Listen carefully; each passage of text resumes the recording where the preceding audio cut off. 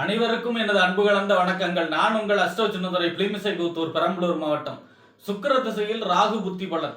பொதுவாக ஜோதிட சாஸ்திரத்துல ஒருவருக்கு பலன் சொல்லும் பொழுது தசா புத்தி தான் 80% பலன். ஜாதகருடைய 80% பலனை தீர்மானிக்கிறது அவருடைய தசா புத்தி தான்.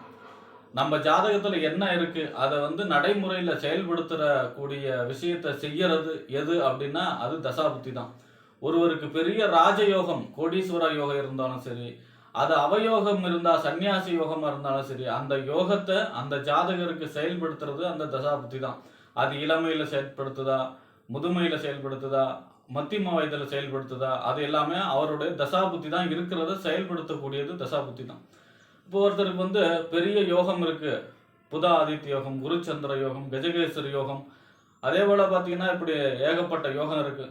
இந்த யோகம் எல்லாமே அந்த தசாபுத்தி, அந்த தசை நமக்கு ஜாதகத்துல வந்தா மட்டும்தான் அந்த தசையோடைய பலனை அனுபவிக்க முடியும். அவயோகம் இருந்தா கூட அப்படிதான். அவயோகம் 6-8-12 மறைஞ்சி ஒரு தரித்திர யோகம் இருக்கு அப்படின்னா கூட அந்த யோகத்தை, தரித்திர யோகத்தை கொடுக்கக்கூடிய தசை நம்ம நடைமுறையில வாழ்க்கையில வரலன்னா அந்த அதனுடைய கெடுபலன் நம்ம அனுபவிக்க வேண்டிய அவசியம் கிடையாது. அப்ப அது போல ஒருவருக்கு இப்ப என்ன நடக்குது, எதிர்காலத்துல என்ன நடக்கும், கடந்த காலத்துல என்ன நடந்தது, இது எல்லாமே தசாபுத்தி தான் 80% பலன்களை அவருக்கு சொல்லும். அப்ப பாத்தீங்கன்னா ஒருத்தருக்கு ஒரு யோக திசை நடக்குது, லாபாதிபதி தசையோ, பஞ்சமாதிபதி தசையோ, அல்லது பாக்கியாதிபதி தசையோ நடக்குது. அந்த தசை ஒரு கிரகத்துக்கும், இப்ப சுக்கிரன்னா 20 வருஷம், கேதுன்னா 7 வருஷம், சூரியன்னா 6 வருஷம், இப்படி 9 கிரகத்துக்கு தசாவிகள் இருக்கு. அந்த அவருடைய தசா காலங்கள் முழுவதுமே நல்ல பலனையே செஞ்சுடுமா அப்படின்னா அப்படி கிடையாது. ஏன்னா அதுல ஒரு தசையில 9 புத்திகள் இருக்கு. இந்த 9 புத்திகளும் பலன் அப்பப்போ கொஞ்சம் கூடவோ குறையவோ செய்யும். எப்படி அப்படின்னா, இப்ப லக்னத்துக்கு புத்திநாதன் பகைவனாகி 6-8-12 மறைஞ்சு பகை நீச்சமாகி சுபருடைய சேர்க்கை இல்லாம இருக்கும் பொழுது யோக திசையே நடந்தாலும் அந்த புத்திநாதன் நடக்கும் பொழுது பலன்கள் பெருசாக நன்மையை தருவதில்லை. அதே நேரத்துல ஒரு அவயோக தசை நடக்குது, கடுமையான அஷ்டமாதிபதி தசை நடக்குது பகை நீச்சமாய் அப்படின்னா கூட அந்த நேரத்துல புத்திநாதன் லக்னத்துக்கு லாபஸ்தானத்திலேயோ அல்லது பாக்கியஸ்தானத்திலேயோ அல்லது பார்த்தீங்கன்னா தனஸ்தானத்திலேயோ இருந்து புத்திநாதன் நடக்கும் பொழுது அந்த நேரத்துல பொருள் சேர்க்கை, நல்ல பலன்கள் அதிக அளவில் நடக்கும். அப்ப பாத்தீங்கன்னா ஒரு திசைங்கிறது முழுமையாக யோகத்தையோ முழுமையாக அவயோகத்தையோ செய்யக்கூடிய அமைப்புல இருக்காது. அதனுடைய புத்திநாதன் அனுசரிச்சு அப்பப்போ பலனும் மாறுபடும். அப்ப அந்த வரிசையில பாத்தீங்கன்னா ஒருவருக்கு சுக்கிர திசை நடக்குது. இந்த சுக்கிர திசையில சுய புத்தி, சுக்கிர திசையில சுக்கிர புத்தி, சுக்கிர திசையில சூரிய புத்தி, சுக்கிர திசையில சந்திர புத்தி, சுக்கிர திசையில செவ்வாய் புத்தி, இப்ப சுக்கிர திசையில ராகு புத்தி. இந்த சுக்கிர திசையில ராகு புத்திங்கிறது 3 வருஷம் நடக்கும். அப்ப இந்த ஒருவருக்கு இந்த சுக்கிர திசை நடந்ததுன்னா சுக்கிர திசையில இருந்து ராகு புத்தி 3 வருஷமும் என்னென்ன பலன்கள் ஏற்படும், இந்த ராகு புத்தி காலங்களில் அவர் செய்யக்கூடிய வழிபாடுகள் என்ன, பரிகாரங்கள் என்ன என்பதையெல்லாம் பற்றி இந்த காணொளியிலே பார்ப்போம். இது போன்ற தொடர்ந்து ஜோதிட தகவல்களை வரவும், தமிழ் மாத ராசி பலன்களை தெரிந்து கொள்ளவும் நமது சேனல் அஸ்ட்ரோ சின்னதுரை சப்ஸ்கிரைப் செய்து கொள்ளுங்க, லைக் பண்ணுங்க, நண்பர்களுக்கு ஷேர் பண்ணுங்க. பொதுவாகவே சுக்கிரன் அப்படிங்கிறவரு முக்கால் சுவர். காலச்சக்கரத்துக்கு 2க்கும் 7க்கும் உடையவர். 2ஆம் இடம் வாக்குதானம், குடும்பம்.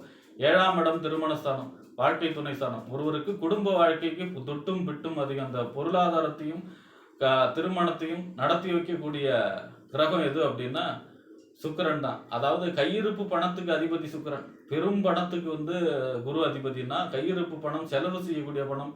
குரு என்னைக்குமே பணம் செலவுக்கு காரகத்துவம் கிடையாது. அதை வச்சு அந்த பணத்தை வச்சு அவர் உபயோகப்படுத்த மாட்டார். அந்த பணத்தை உபயோகப்படுத்தி செல்வ செழிப்போட வாழக்கூடிய யோகத்தை சுக்கிரன் தான் கொடுப்பார். அப்ப பாத்தீங்கன்னா சுக்கிர தசைங்கிறது உங்களுக்கு லக்ன ரீதியா பகையாளியா இருந்தா கூட, அவயோகத்துல இருந்தா கூட, காரகத்துவ அடிப்படையில சுக்கிர தசை ஓரளவுக்கு நன்மை செய்யும். வீடு கட்டக்கூடிய யோகம், வெளிநாட்டு யோகம், அதே போல வண்டி வாகனங்கள், இந்த மாதிரியான ஆடம்பரமான வாழ்க்கையை கொடுக்கக்கூடிய, திருமணம், குழந்தை பேர் எல்லாமே கொடுக்கக்கூடிய அமைப்புல தான் சுக்கிர தசை செயல்படும். இப்ப அந்த வரிசையில அதுல ராகு புத்திங்கிறது 3 வருட காலம். 3 வருட காலம் ராகு புத்தி. பொதுவா உபஜெயஸ்தானம் 3ஆம் இடம், 6ஆம் இடம், 10ஆம் இடம், 11ஆம் இடம் என்று சொல்லக்கூடிய உபஜெயஸ்தானத்தும், லக்னத்துக்கு உபஜெயஸ்தானத்துல ராகு இருக்கார் அப்படின்னா இந்த சுக்கிர திசையில ராகு புத்திங்கிறது மிக அற்புதமான காலம். அதாவது குருவோட சேர்க்கை, இன்னும் குருவோடைய பார்வை இருந்தா இன்னும் யோகமான பலன்களை செய்யும். முதல் தரமான யோகமா சுக்கிர திசையில ராகு புத்திங்கிறது குறுக்கு வழி ஈடுபாடு, அதாவது ரேஸ், லாட்டரி, கேம்லிங் இந்த மாதிரியான எதிர்பாராத தனவரவு, எதிர்பாராத அதிர்ஷ்டம், எதிர்பாராத பொருள் வரவு, குபேர தனம்னு சொல்லக்கூடிய இல்லையா, திடீர்னு கிடைக்கக்கூடிய மிகப்பெரிய பணம். அப்ப அதுல லாட்ரி முதன்மையான யோகம். ஒருவருக்கு ஜாதகத்துல லாட்ரிக்கான கொடுப்பினையே இல்லைன்னா கூட இந்த சுக்கிர திசையில ராகு புத்திங்கிறது அவருக்கு இவருடைய வலிமையை அனுசரித்து கண்டிப்பாக ஒரு சின்ன பிரைஸாவது கிடைக்காம இருக்காது. ராகு திசை குரு திசையில சுக்கிர திசையில ராகு புத்தி காலங்கிறது. அப்ப சுக்கிரனும் ராகும் இந்த ரெண்டு தசாநாதனும் புத்திநாதனும் லக்கணத்துக்கு நல்ல ஸ்தானங்கள்ல இருக்கும் பொழுது கண்டிப்பாக அவருக்கு எதிர்பாராத மிகப்பெரிய தனம் வந்து சேரக்கூடிய அமைப்பு. அதுவும் குறுக்கு வழி ஈடுபாட்டுல இப்ப அரசியல்வாதியா இருக்காங்க, அப்படி இல்லைன்னா அரசு ஊழியரா இருக்காங்கன்னா லஞ்ச லாவண்யம் மூலியமாக மிகப்பெரிய தனம் வந்து சேரக்கூடிய அமைப்பு. இந்த மாதிரியான எதிர்பாராத பெரும் தனம் வந்து சேரக்கூடிய டைம் தான் இந்த சுக்கிர திசையில ராகு புத்தி.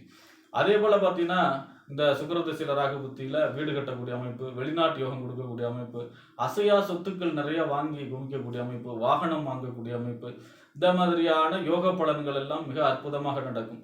இதுவே ராகு 8-12 பகை நிச்சயமாய் மறைஞ்சி குருவுடைய தொடர்பு சுக்கிரனுடைய தொடர்பே இல்லாம இருக்காரு அப்படின்னா கொஞ்சம் பார்க்கணும். என்ன பார்க்கணும் அப்படின்னா, சுக்கிர தசாநாதனை மீறி புத்திநாதன் வேலை செய்யாதுன்னா கூட அந்த நேரத்துல பாத்தீங்கன்னா ஏமாற்றப்படக்கூடிய அமைப்பு, அந்நியர்களால் ஏமாற்றக்கூடிய அமைப்பு. அதாவது ராகுங்கிறது பேராசை கிரகம். ஒருத்தன் ஏமாத்தணும்னா அவங்ககிட்ட கருணை எதிர்பார்க்கக்கூடாது, அவன் ஆசையை தூண்டணும் அப்படின்னு சொல்றாங்களே, சதுரங்க வேட்டை படத்துல வர்ற மாதிரி. அந்த மாதிரி 1 லட்சம் கொடுத்தா 10 லட்சம், 10 லட்சம் கொடுத்தா 20 லட்சம், இந்த மாதிரி ஏமாற்றக்கூடிய அமைப்பும் ஏற்படும் ராகு பலவீனப்பட்டால். அதே போல வண்டி வாகனங்கள்ல கவனமாக இருக்க வேண்டும். ஏன்னா விபத்துகளை கொடுக்கக்கூடிய அமைப்புலையும் இருக்கும் போக்குவரத்துல. அதே மாதிரி பாத்தீங்கன்னா சுக்கிர திசையில ராகு புத்தி அந்நியர்களால், அதாவது தான் இனம் இல்லாம வேற மொழி, வேற வேற இனம், வேற அதாவது அந்நியர்கள், அதாவது நம்ம நாட்டை இல்லாத வெளியில ஆளுங்களோட அவங்களால ஏமாற்றக்கூடிய அமைப்பும் ஏற்படும். ஏன்னா ராகுங்கிறது அந்நியர்களை சொல்லக்கூடிய அந்நிய பாஷை பேசக்கூடிய அமைப்பை சொல்லும்.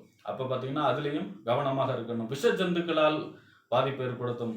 அதே போல பாத்தீங்கன்னா வண்டி வாகனங்கள், மின்சாரத்தால பாதிப்பு ஏற்படுத்தக்கூடிய அமைப்பு. அதாவது அமானுஷ்யங்கள், இந்த பேய் பிசாசு பில்லி சூன்னு இந்த மாதிரியான அமானுஷ்யங்களாலேயும் பாதிப்பை ஏற்படுத்தும் ராகு பலகீனப்பட்டார். ராகு பலகீனம் 8-12 பகை நீச்சமாய் சுபருடைய தொடர்பு இல்லைன்னாலும் ராகு 3, 6, 10, 11 உபஜயசானத்துல குரு சுக்கிரன் மாதிரியான தொடர்பு பெற்று யோக பலன்களை செய்யக்கூடிய அமைப்புல இருந்தாலும் பரிகாரம், அதாவது சுக்கிரன் திசையில சுக்கிரனுக்கு மகாலட்சுமி வழிபாடு.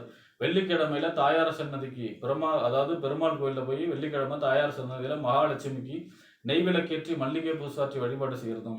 ராகு புத்தி 3 வருஷ காலமும் துர்கா தேவிக்கு ராகு காலத்துல எலுமிச்சம்பழ தோல்ல விளக்கு போடுறதும். அதாவது வெள்ளிக்கிழமைனா 10 to 12, ஞாயிற்றுக்கிழமைனா 4 to 6, செவ்வாய்க்கிழமைனா 3 to 4:30. இதுல ராகு காலத்துல துர்கா தேவிக்கு விளக்கு போடுறதும். இந்த 3 வருஷமும் வருஷத்துக்கு ஒரு தடவை திருநாகேஸ்வரம் போய் ராகு காலத்துல பாலாபிஷேகம் பண்றதும். ராகு பாசிட்டிவா இருந்தாலும் சரி, நெகட்டிவா இருந்தாலும் நல்ல பலன்கள் ஏற்படும். பொதுவா சுக்கிர திசையில ராகு புத்திங்கிறது முதன்மையான யோகத்தை சொல்லக்கூடிய அமைப்புனா எதிர்பாராத ரேஸ் லாட்ரி, இந்த மாதிரியான கேம்லிங், இந்த மாதிரியான ஒரு எதிர்பாராத குறுக்கு வழி பெரிய தனலாபத்தை சொல்லக்கூடிய அமைப்புலையும், வெளிநாட்டு யோகம் கொடுக்கக்கூடிய அமைப்புலையும், வீடு கட்டக்கூடிய யோகத்தையும், அதே போல பாத்தீங்கன்னா ராகு புத்தியில அசையா சொத்துக்களை சேர்க்கக்கூடிய அமைப்புலையும் இந்த சுக்கிர திசையில ராகு புத்தி ஜாதகருக்கு கொடுக்கும் என்று கூறி விடைபெறுகிறேன். நன்றி, வணக்கம்.